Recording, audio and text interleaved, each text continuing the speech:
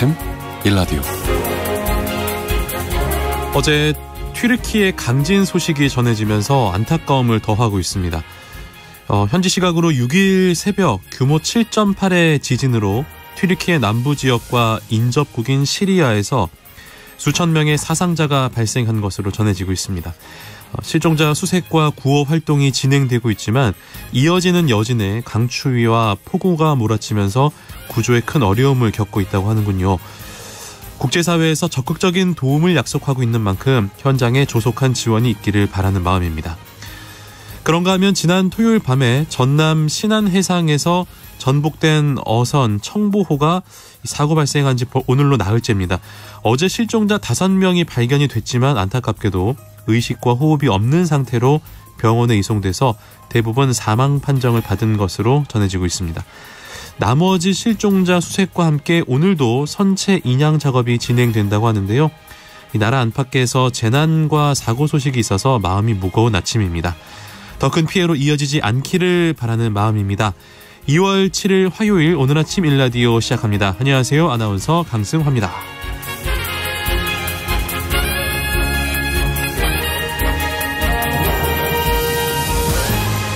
오늘 아침 일라디오 오늘도 여러분과 생방송으로 함께하겠습니다. 방송에 참여하실 분들 단문 50원, 장문 100원이 되는 유료 문자 샵 9730 이용하셔도 되고요. 유튜브에 KBS 일라디오 공식 채널 검색하고 들어오시면 채팅창에 참여하실 수 있습니다. 콩 어플리케이션에서도 일라디오를 보이는 라디오로 함께 하실 수 있습니다. 유익한 정보와 살아있는 이야기가 있습니다. KBS 오늘 아침 일라디오. 농수산 뉴스 한국농어민신문 이진우 기자 연결하겠습니다. 안녕하세요. 네, 안녕하십니까. 한우가 많이 가격이 떨어졌는데 이번에는 유구 가격이 폭락하고 있어서 농가들이 대책을 요구하고 있다고요? 그렇습니다. 이게 축산물 품질평가원의 자료에 따르면 3일 기준 유구 거새우 경락 가격이 킬로그램당 8,797원을 나타냈는데요. 이게 지난해 2월 평균 11,727원과 비교하면 25%는 지금 하락한 것으로 나타난 겁니다.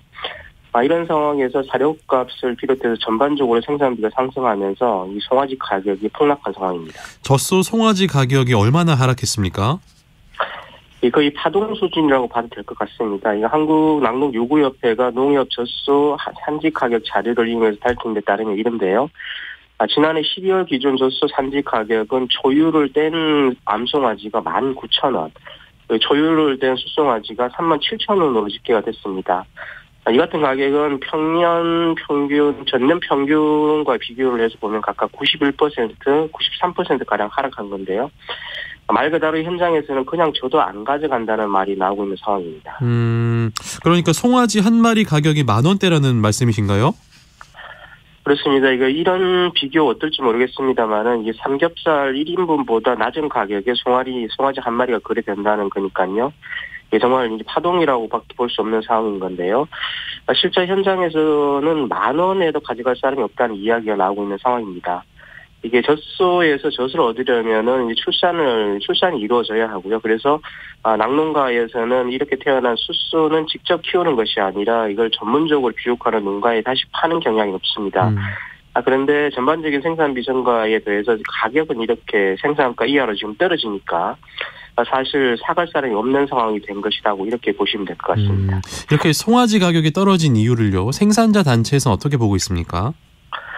낙농요구협회에서는 지금의 송아지 가격 하락 원인을 크게 2가지 정도로 보고 있는데요. 앞서 말씀드린 대로 우선 유구용 젖소 송아지 가격 폭락의 원인이 유구 도매 가격의 하락 그리고 사료값 폭등에 따른 유구 농가들의 사육 의지가 크게 위축됐기 때문이다 이렇게 보고 있습니다. 사실 유구 같은 경우는 군 장병들의 급식에 많이 다시 납품이 되어 왔는데요. 군납에 급격한 축소 방침이 있었고요. 또 경기 침체에 따른 소비 위축이 더해지면서 지금 도매 가격이 크게 하락했다는 거고요. 또 이게 언제 회복될지도 모르는 상황이어서 앞으로도 회복세를 기대하기는 어렵다 이렇게 보고 있는 상황입니다. 그러니까 결국 소비가 많이 줄어서 그런 건데 이 생산자 단체에서 제기하고 있는 또 다른 이유가 있을 것 같은데요. 또 다른 하나는 정부가 계속 추진해왔던 원유 감산 정책입니다. 그리고 또 사료가 폭등에 따른 채산성 악화라고 보는데요. 이제 원유 감산 정책에 따라서 낙농가들이 암송아지의 사육도 이제 기피하고 있다는 겁니다. 낙농유구협회에 따르면은 지난해 9월 기준 1세 미만의 젖소 암송아지 사육 마리수가 75,582마리로 집계가 됐는데요. 이게 2020년에 81,600여 마리와 비교하면 7.5% 정도로 감소했다고 합니다. 그리고 유국 가격이 떨어지면서 생산성이 약화되다 보니까 앞서 말씀드린 대로 사육을 끓이게 되고 그러다 보니까 송아지 가격이 이렇게 마리당 10,000원대까지 폭락하게 된 거다 이렇게 보고 있습니다. 그러니까 이제 키워봤자 이제 키운 가격만큼 그 제값을 받을 수 없기 때문에 송아지 가격이 이제 폭락을 한 건데 그래도 이 송아지 한 마리에 10,000원대 요거는 청취자분들이 좀 이해하시기가 어려울 것 같아요. 그렇습니다. 그런데 이전에도 이렇게 사료가 폭등이 되면은 이렇게 가격이 떨어진 적도 있었습니다. 그리고 또 사료값이 크게 오르면서 이제 생산성이 떨어지게 되면은 키우던 가축을 굶긴다면서 이제 사회적으로 이슈가 된 적도 있었는데요. 네. 지금 상황이라면은 그런 일이 또 발생하지 않으리라는 법도 없어 보입니다. 따라서 대책이 절실해 보이는 상황인데요. 낙농유구협회에서도 그래서 낙농가와 유구농가를 대상으로 사료비 부담을 좀 완화할 수 있도록 지원을 해주고 젖소 숫송아지에 대한 입식 지원과 유구고기 군남 물량 확대 그리고 유구고기 유통 및 소비 활성화 지원에 좀 나서달라 이렇게 당부를 했습니다. 이렇게 좀 대책이 마련되어서 과거처럼 키우는 가축에게 먹이를 주지 못하는 불상사가 발생을 하고 이게 또 언론의 보도가 되지도 좀 알았으면 좋겠습니다. 네, 알겠습니다. 다음 소식으로 가보겠습니다. 이달 12일부터 어구를 생산 판매하는 사업자의 경우에 관할 지자체에 어구 생산 판매업을 하고 있다라고 신고를 해야 한다고요? 그렇습니다. 지난해 1월입니다. 이 조업에 사용되는 어구를 대상으로 생산에서부터 폐기에 이르기까지 전주기 관리를 골자로 하는 수산업법이 개정이 됐고요. 이게 이달 12일부터 본격 시행에 들어갑니다. 이에 따라서 우선 어구를 생산해서 판매하거나 수입해서 판매하는 자는 관할 지자체에 어구 생산 판매업에 대한 신고를 해야 하는데요. 어구의 생산 판매 신고제가 도입이 되면은 어구를 얼마나 생산해서 판매했는지를 알 수가 있게 되고요. 또 어업인들이 구매하고 사용한 양 그리고 또 폐어구를 수거한 양 등도 이보다 체계적으로 관리할 수 있게 됨으로써 이 폐어구에 따른 해양 오염을 줄일 수 있을 것으로 기대가 된다는 게 해양수산부의 설명이기도 합니다. 그러면 생산 판매업 신고가 이루어지고 나면 꼭 작성해서 보관해야 할 내용은 어떤 겁니까? 우선 신고부터 좀 말씀을 드리면요. 네. 수입을 포함해서 어구를 생산 판매하는 자는 사업상 소재지 관할의 시군 구청에 하면 되고요. 신고 대상 어구는 수산업법에서 규정하고 있는 면허, 허가 업종 중에서 주요 어구와 어구 자재 품목이 이제 대상이 됩니다. 그리고 생산 판매 업체는 생산 판매한 어구의 종류와 구매자 그리고 또 수량 등을 기록해서 3년간 보관을 해야 되고요. 네. 신고 대상 어구는 수산업법 시행 규칙을 통해서 이제 목록표를 지금 만들어져 있는데요. 너무 많아서 일일이 다 소개하기는 좀 힘들 것 같고요. 그래서 좀 간단하게 소개를 시켜드리면은 면허업인 정치마업하고 그리고 허가업인 근해업, 연안업, 구역업 등에 이제 사용되는 거물이나 로프, 낚시 바늘 그리고 낚시줄 그리고 추 같은 것들이 대상이다 이렇게 보시면 될 것 같습니다. 만약에 어기면은 어떠한 처벌이 있습니까? 일단 수산업자 제조업자 같은 경우 제조 판매업자는 수산업법이나 양식발전법 등의 이제 관련 법령에서 면허 허가 신고된 이외의 어구나 사용이 금지된 어구를 제작 수입 보관하거나 진열해서 판매해서는 아니 되고요. 그리고 어구 생산 판매업 신고를 하지 않거나 또 생산 판매 기록을 보존하지 않거나 그리고 마지막으로 관계 법령을 위반한 경우에는 200만 원의 과태료가 부과되기도 하고 또 영업 정지나 폐쇄 등의 행정 조치가 내려지기도 합니다. 다만 이게 생산 판매업 신고를 하는 기간도 좀 필요하고요. 또 영업상 불이익 조치가 따르는 제도가 이제 새롭게 시행되는 만큼 1년간 그러니까 2024년 1월 11일까지는 과태료나 영업 정지와 관련된 행정 처분은 유예하기로 한 상황입니다. 네. 어구 실명제와 어구 보증금 제도를 시행하기로 했었는데 이거는 어떻게 돼가고 있습니까? 일부 어구를 대상으로는 이달 12일부터 어구 실명제가 같이 시행이 됩니다. 어구 실명제 대상은 연근해 자망업, 통발업, 안강망업 등 6개 업종, 그리고 또 실변장 안강망을 한 종류를 포함해서 총 7개 업종입니다. 어구 실명제가 도입되는 어구에 대해서는 폐어구나 유실어구의 수거 처리 등에 드는 비용을 소유자가 전액 또는 일부를 부담하게 되고요. 그리고 어구 전주기 관리의 마지막 축이라고 할 수 있는 어구 보존금제는 2024년 1월에 이제 시행될 예정인데요. 이 어구를 구입한 어민들이 보전금을 미리 내놓고 폐어구를 반납할 때 보전금을 내주는 방식으로 운영이 되다 보니까 이 아직까지 보전금을 어느 정도로 정할지 여기에 대해서 결론을 내지 못한 상황이긴 합니다. 네. 시설원예 농가를 대상으로 한 유가 연동 보조금 지급이 연장이 됐습니다. 그런데 아직까지 신청하지 않은 농가가 많은 것 같은데요. 농림축산식품부가 기간 내 신청을 꼭 해달라고 당부했죠. 그렇습니다. 원래는 지난해 9월까지던 유가연동보조금 지원이 10월부터 12월까지 이렇게 3개월 연장이 되면서 유가연동보조금 지원 신청이 이달 10일까지 진행이 되는데요. 네. 이 농림부가 지난달 16일부터 보조금 신청 접수를 받기 시작했는데 지난달 26일을 기준으로 보면은 지원 대상 농가나 법인의 45% 정도가 신청서를 제출했다고 합니다.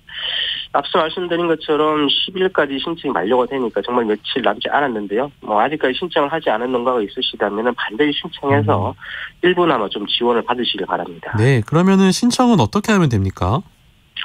면세율을 관리하는 지역 농협의 농기계 보유 현황하고 영농계획서 신고를 하고요. 네. 지난해 10월부터 12월 중에 면세유료 구입 카드로 난방유 면세유를 구입한 실정이 있는 시설원예 농가 그리고 법인은 보조금을 받을 수 있습니다. 본인을 증명할 수 있는 주민등록증이나 운전면허증 등과 같은 신분증을 가지고 10일까지 지역 농협을 방문해서 신청서를 접수하면 되는데요. 네. 만약에 보조금 신청을 위임하는 경우에는 위임장과 함께 위임하는 사람과 위임받는 사람의 신분증 그리고 가족관계 증명서를 지참하시면 된다고 합니다. 지원액은 얼마나 될까요? 신청서를 제출한 경우에는 2022년 10월부터 12월까지 3개월간 난방용으로 구입한 면세유에 대해서 월별 그리고 유종별로 리터당 최소 14원 이거는 중요 12월 사용분 기준이고요. 네.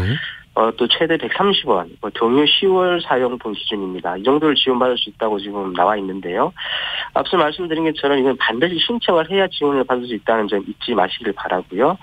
농식품부에 따르면은 신청서 접수 후에 농가와 법인의 이의 신청 과정 등을 거쳐서 2월 말까지 면세유료 구매 전용 카드 결제 계좌로 보조금을 입금할 예정이라고 합니다. 네, 농수산뉴스 한국농어민신문 이준우 기자와 함께했습니다. 고맙습니다. 감사합니다.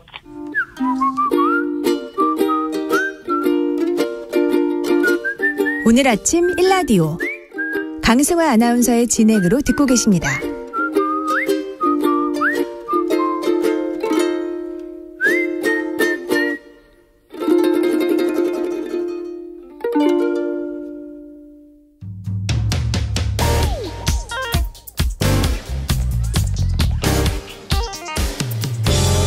오늘 아침 뉴스 브리핑.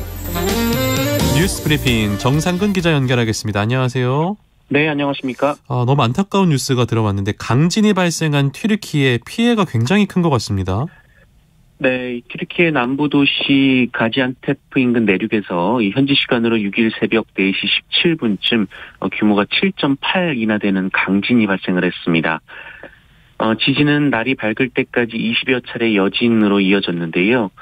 이 지역은 튀르키예와 시리아의 접경 지역으로 양국 모두 큰 피해가 발생을 했습니다.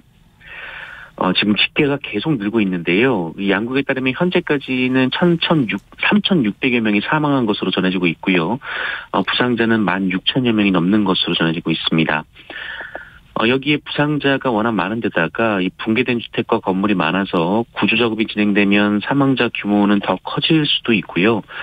특히 피해가 발생한 시리아 북서부 지역은 10년 넘게 이어지고 있는 내전을 피해 몰려든 난민들이 밀집해 살던 지역이어서요. 정확한 피해 집계조차 쉽지 않은 상황입니다. 한편 세계 각국에서의 지원 약속이 잇따르고 있는데요. 우리 국민이나 교민 피해는 아직 접수되지 않은 가운데 윤석열 대통령도 인도적 차원의 적극적 지원 방안 마련할 것을 관계부처에 지시했습니다. 이 청보호 실종자 수색 소식은 진전된 게 있습니까? 네, 지난 주말 전남 신안 앞바다에서 침몰한 청보호 실종자에 대한 수색 작업은 어제도 이어졌는데요. 어제 하루 실종자 5명을 선체 안에서 발견했습니다. 어제 전해드린 바대로 새벽에 60대 기관장 1명, 그리고 낮과 오후에 실종자 4명이 잇따라 발견이 됐습니다. 현재 고인들의 신원은 모두 확인된 것으로 전해졌습니다. 남은 실종자는 4명인데요. 이 선내 수색과 함께 주변 해역 수색을 병행했지만 이 물살이 센 대조기인데다가 또 수온이 낮고 또 펄의 영향으로 수중 시야 확보도 어려워서 난항을 겪고 있는 것으로 전해지고 있습니다. 이에 당국은 청보호를 물살이 조금 약한 곳으로 이동시키고 수색과 인양 작업을 벌일 예정입니다. 네. 서울시청 광장에 설치된 이태원 참사 희생자 분향소를 두고 유족과 서울시의 갈등이 이어지고 있다고요? 네, 이태원 참사 희생자 유가족들이 주말 사이 설치한 서울광장 분향소를 두고 유족 측과 서울시의 대치가 어제도 이어졌습니다. 원래 서울시는 어제 오후 1시를 철거 시한으로 통보했는데요. 우려했던 충돌은 없었지만 서울시는 재차 자진 철거를 요청하는 서한을 전달했는데 그 시한은 내일 오후 1시로 지정이 됐습니다. 서울시는 두 번째 요청까지 거부가 되면 철거 등 강제 집행이 가능하다라는 입장인데요. 시민대책위원회 측은 서울시의 통보를 수령하지 않았다면서 이 서류를 바닥에 둔 채 전단지로 덮어놓은 상황입니다. 다만 유족과 시민단체 측은 혹시 모를 가능성에 대비해서 분향소 앞을 지키고 있고요. 이 시민들의 추모 발길도 이어지고 있는 상황입니다. 한편 어제 오전에는 분향소에 전기 난로를 놓으려던 일부 유족을 시청과 경찰에 막아서자 한때 충돌이 벌어졌습니다. 이 과정에서 유족 3명이 실신하기도 했는데 이후 서울시 측은 시청 정문을 폐쇄를 했습니다. 한편 녹사평역 분향소에서 계속되온 보수단체의 2차 가해를 막아달라고 유족들이 법원에 가처분 신청을 냈었는데 이 법원이 이를 기각을 했습니다. 또한 분향소 반경 100m 안에서 방송이나 구호, 현수막 등으로 2차 가해를 하지 못하도록 해달라는 신청도 받아들이지 않았습니다. 야권은 이상민 장관 해임안을 제출했다고 하는데 관련해서 정치권 소식도 전해주실까요? 네, 민주당과 정의당, 기본소득당이 이태원 참사 대응 부실 책임을 묻기 위해 발의한 이상민 행정안전부 장관에 대한 탄핵소추안이 어제 국회 본회의에 보고됐습니다. 민주당은 내일 예정된 교육, 사회, 문화 분야 대정부 질문을 위해 열리는 본회의에서 이 탄핵소추안 표결을 추진한다는 방침입니다만 국민의힘의 반발이 이어지고 있습니다. 윤석열 대통령과 친윤계 의원들의 안철수 의원에 대한 공세도 거세지고 있습니다. 국정 운영의 방해꾼이자 적으로 안철수 의원을 규정한 것으로 알려진 윤석열 대통령은 안철수 의원이 이념 정체성도 없다라는 비판도 측근들에게 했다고 JTBC가 보도했습니다. 또한 선거를 관리하고 있는 정진석 비상대책위원장은 안철수 의원을 향해 대통령과 대통령실을 끌어들이는 시도는 지양돼야 한다라고 비판했습니다. 안철수 의원은 어제 모든 일정을 중단하고 장고에 돌입했습니다. 네. 정부가 화물 기사들의 안전운임제를 완전 폐지하고 표준운임제를 도입하기로 했다고요? 네, 정부 여당이 지난해 2차례 벌어진 화물연대 총파업의 쟁점이던 화물차 안전운임제를 완전히 없애고 표준운임제로 개편하기로 했다고 밝혔습니다. 지난해 말 일몰된 안전운임제는 화물차 기사들에게는 최저임금제 같은 역할을 수행했는데요. 최소운임으로 규정한 안전운임보다 적은 운임을 지급하면 건당 500만 원의 과태료를 부과하는 내용이었습니다. 반면 이번에 새로 도입한다는 표준운임제는 운송사가 화물차 기사에게 주는 운임은 화주가 운송사에게 주는 운임은 알아서 정할 수가 있습니다. 정부 여당은 표준운임제를 안전운임제처럼 2025년 연말까지 3년 일몰제로 도입하기로 했고요. 이 성과를 분석한 뒤 지속 여부를 논의하기로 했습니다. 그러나 화물차 기사들은 화주가 운송사에게 짐값을 후려치면 운송사가 화물기사에게 그만큼 돈을 더 떼갈 수 있다라고 주장하고 있고요. 네. 이로 인해 또다시 과로가 반복될 수 있다라고 주장했습니다. 그렇군요. 노후화된 아파트 난방비가 더 많이 들어간다라는 조사 결과가 나왔네요. 네, 정부가 지난 일주일간 111개 아파트 단지에 대한 현장 점검을 벌였는데요. 그 결과 오래된 아파트 단지에서 기기 노후화와 유지보수 미흡, 난방비 부과 방식의 특성 등으로 인해 이 난방비가 더 발생한 것으로 나타났다고 발표했습니다. 일부 단지에서는 연소 버너의 공기와 연료의 비율이 부적정하게 설정돼서 이 불안전 연소에 따른 연료 낭비가 있었다라고 하고요. 또 기준치 이상의 고온의 배기가스가 배출돼서 열 손실이 발생하거나 배관과 밸브의 보온이 미흡한 경우 증기 누출 등으로 연료 낭비가 있었다라고 합니다. 또 각 가정으로 분배되는 관로, 밸브 등의 이물질이 쌓여서 이 난방수의 원활한 순환을 막아 난방 효율을 낮추는 경우도 있는 것으로 파악이 됐습니다. 점검단은 이 점검 사안에 대한 현장 개선이 가능한 부분에 대해서 이 개선 조치를 권고했고, 이 난방시설 교체 등을 통한 난방 효율 개선에 관한 내용을 안내했다라고 밝혔는데요. 정부는 난방비 부담 완화를 위해 관리사무소와 입주민의 관심과 참여가 중요하다라고 밝혔습니다. 입춘이 지나고 날이 좀 풀렸나 싶었는데 미세먼지가 또 기승이네요. 네, 어제 미세먼지로 정말 답답한 하루였는데요. 네. 오늘도 만만치 않다라고 합니다. 어제 서울의 초미세먼지 농도는 세제곱미터당 60 마이크로그램, 경기도는 73 마이크로그램, 충북은 72 마이크로그램까지 올라서 평소의 두세 배 수준이었습니다. 주말에 중국 등 국외에서 미세먼지가 유입됐고, 오늘은 또 대기가 정체되면서 이 국내 미세먼지까지 더해질 것으로 보입니다. 이 코로나가 심했던 시기 중국과 우리나라의 공장 가동이 멈추고 또 차량과 비행기 등 이동량이 줄어들면서 미세먼지가 줄었지만 이 중국의 공장이 다시 가동되면서 예전으로 돌아가는 모습입니다. 실제로 지난 2021년에는 21 마이크로그램까지 떨어졌던 서울의 1월 초미세먼지 농도가 작년과 올해 다시 증가를 했습니다. 말씀드린 대로 오늘도 만만치 않은데요. 네. 이 어젯밤부터 먼지는 더 심해졌고요. 오늘까지 경남과 제주도를 제외한 이 전국 대부분 지역의 먼지 농도가 나쁨 수준을 보일 전망입니다. 이에 따라 어제 수도권과 세종에서 시행된 이 고농도 미세먼지 비상 저감 조치는 오늘 강원 영서와 충청 전역으로 확대됩니다. 네. 뇌졸중이 발병한 첫 해에 우울증에 걸릴 위험이 높다라는 연구 결과가 나왔습니까?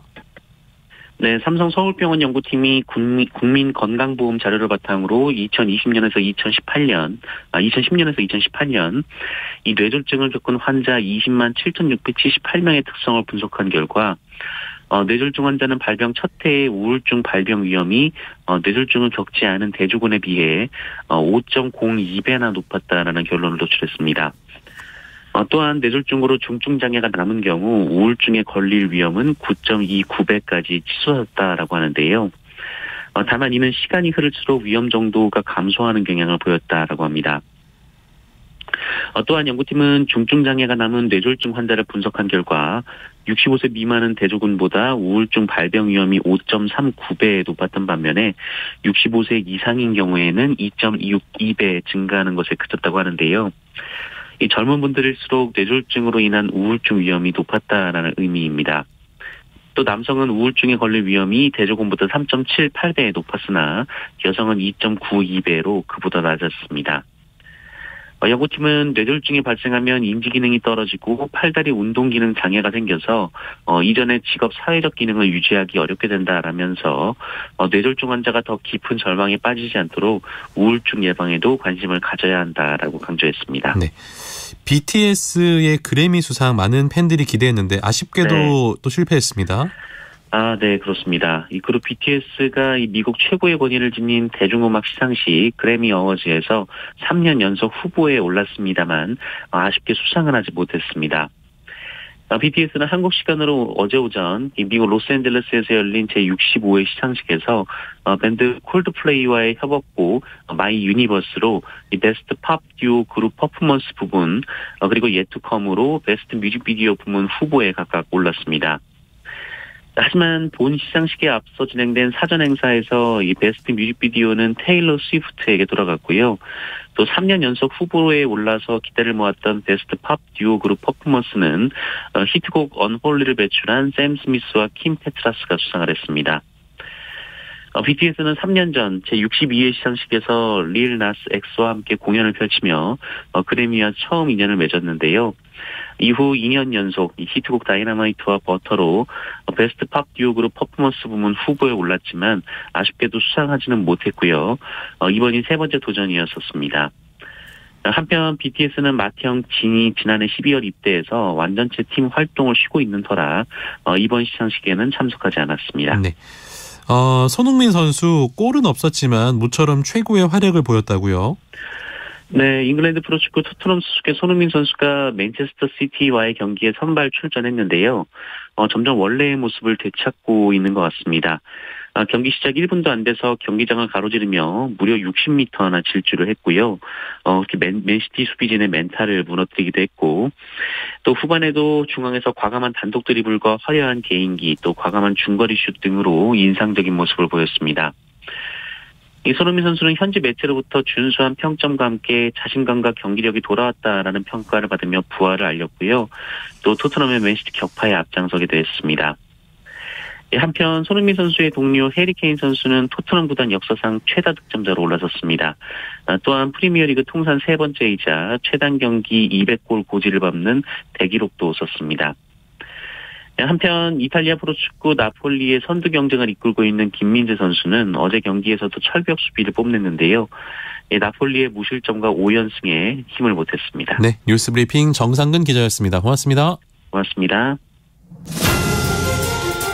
세계보건기구 WHO가 1급 발암물질로 지정한 미세먼지. 특히 초미세먼지는 코와 입에서 걸러지지 않고 폐 속 깊이 들어가 각종 질병의 원인이 되기도 하는데요. 미세먼지 예보가 약간 나쁨일 때부터 야외 활동을 자제하고 외출할 땐 식품의약품안전처에서 인증한 KF80 이상의 황사 마스크를 씁니다. 실내에 머물러도 안전한 건 아닌데요. 특히 좁은 공간에 사람이 많거나 굽는 요리를 할 때는 미세먼지가 더 늘어날 수 있습니다. 이럴 때는 미세먼지 농도가 낮은 시간대를 골라 환기를 하고 청소를 자주 해야 하는데요. 미세먼지가 오히려 넓게 퍼지는 진공청소기 대신 분무기로 공중에 물을 뿌려 먼지를 가라앉힌 뒤에 닦아내는 게 좋습니다. 미세먼지 피해 예방, KBS 라디오가 함께합니다.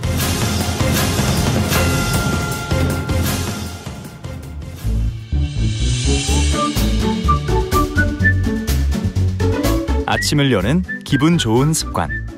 KBS 오늘 아침 1라디오.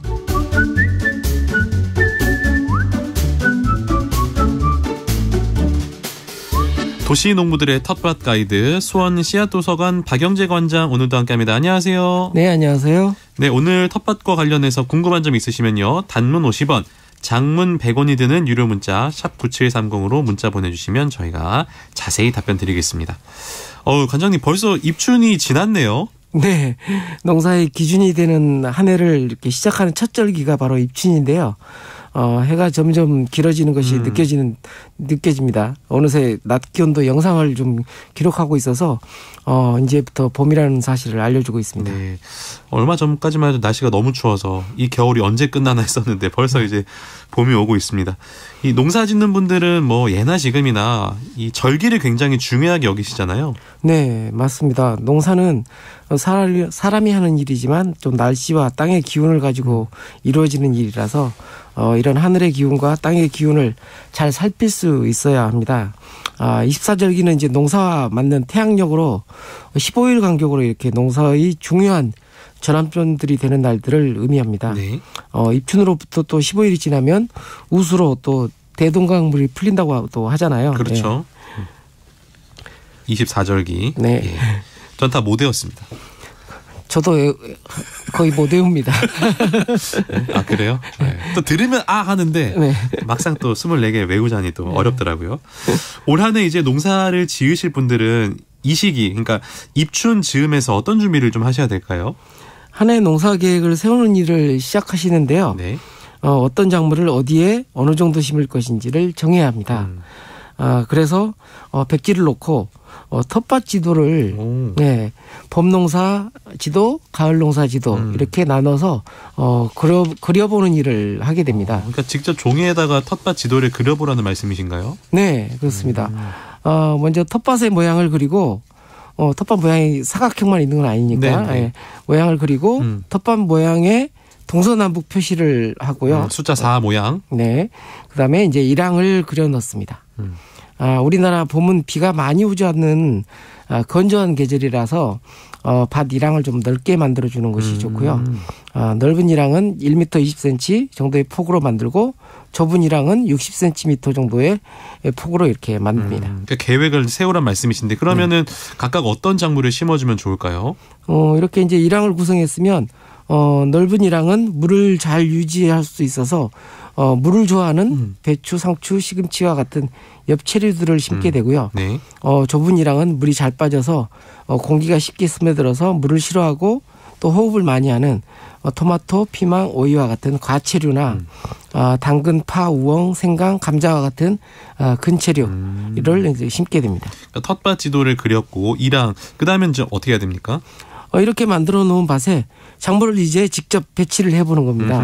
햇볕을 잘 받아야 잘 자라는 작물들은 남쪽에 배치하고 네. 또 북쪽에는 키가 큰 작물을 배치합니다.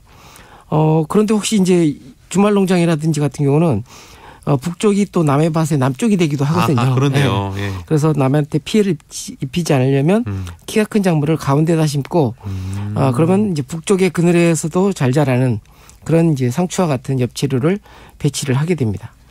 보통 4인 가족에서 상추는 10포기 정도, 고추와 가지 토마토는 5포기 정도면 충분하게 드실 수가 있습니다. 그렇군요. 그 심는 간격은 어느 정도가 적당할까요? 넓은 일항의 엽채류는요, 포기 간격이 15cm에서 줄 간격은 20cm 정도 간격으로 심고요. 네. 좁은 일항의 과채류는 포기 간격이 60cm, 그다음에 포기 간격 줄 간격도 한 60cm 이상으로 이렇게 확보하는 게 좋고요. 좁은 일항에 또 봄에 심는 감자 같은 경우는 엽채류처럼 15cm에서 20cm 간격 정도로 심어줍니다. 그 방금 설명해 주신 대로 심게 되면 엽채류라든지 근채류는 이제 간격이 좁아서 꽉 찬 느낌이 있을 것 같은데 과채류는 뭔가 좀 텅 빈 느낌이 들 것 같기도 하네요. 네. 다 자라면 이 정도의 공간이 필요한데 처음 심었을 때는 모종 상태로 심기 때문에 횡하겠네요. 네, 횡하죠. 네.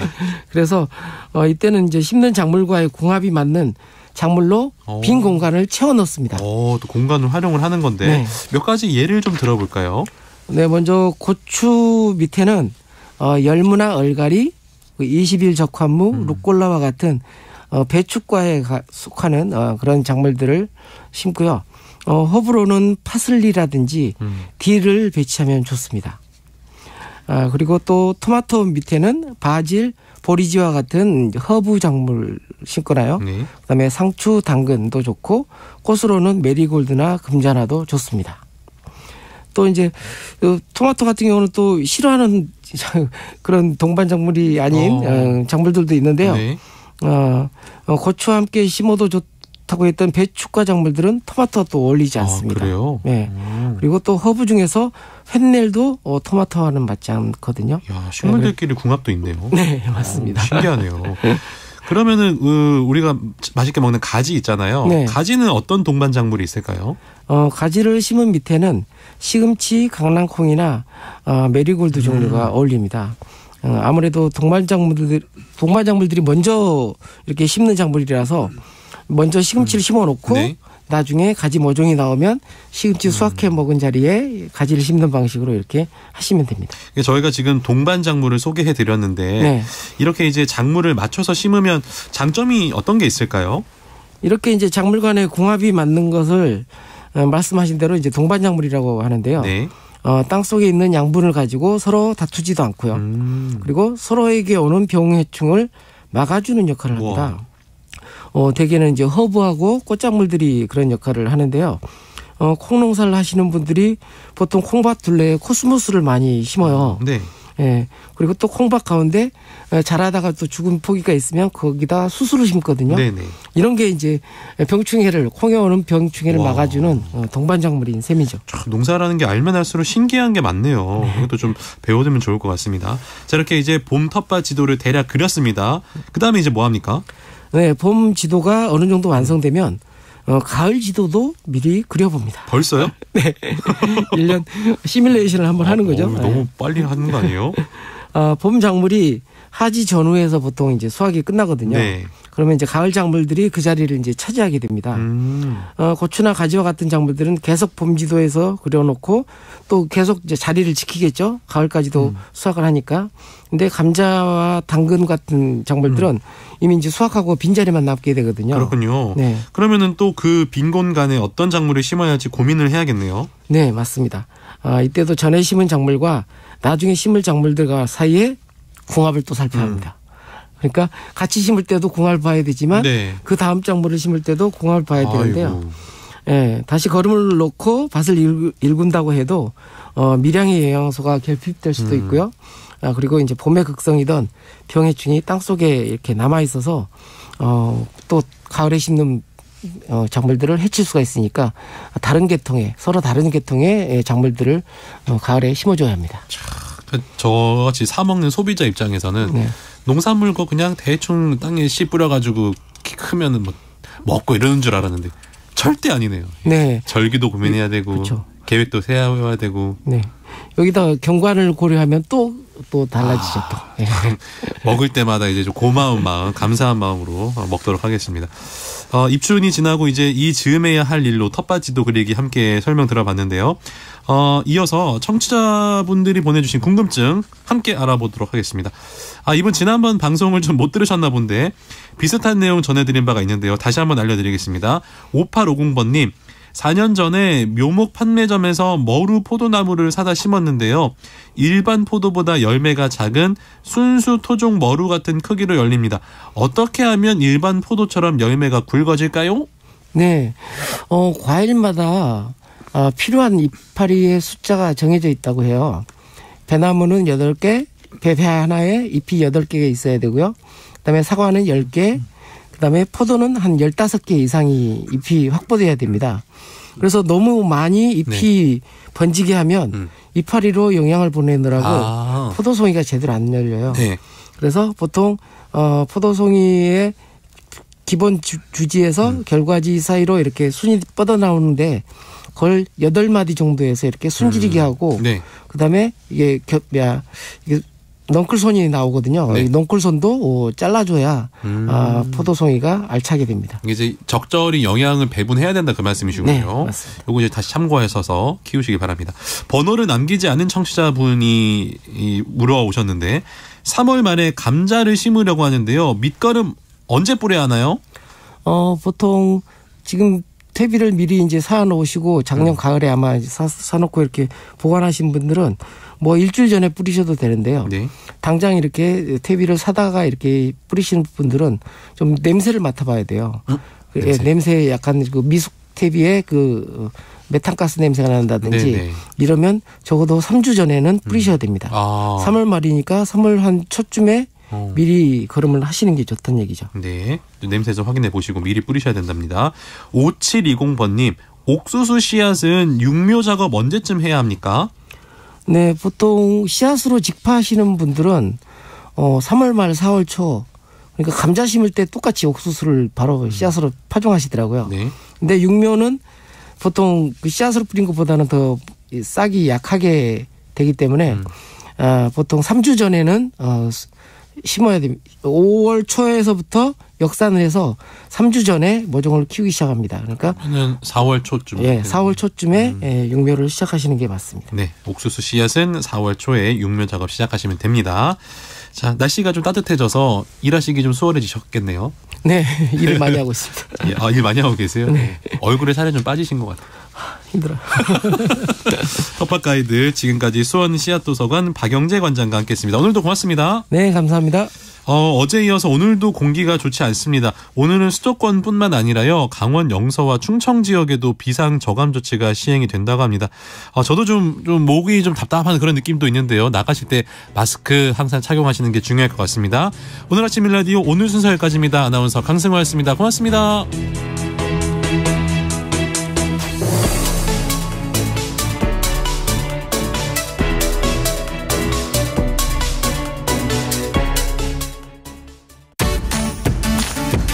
여보, 올해 공익직불금 신청이 2월 1일부터 4월 28일까지 진행된대요.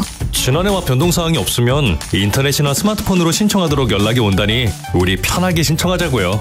2017년부터 19년 사이 직불금을 받아야 신청 가능했던 농지 요건이 올해에는 삭제되어 신청 대상 농지가 크게 늘어났대요. 그래요? 폐경지 등 농지 영상 유지가 안 된 농지는 신청하면 안 되고요. 읍면동사무소나 국립농산물품질관리원 전화 1644-8778에 문의해서 자세히 알아봐야겠네요.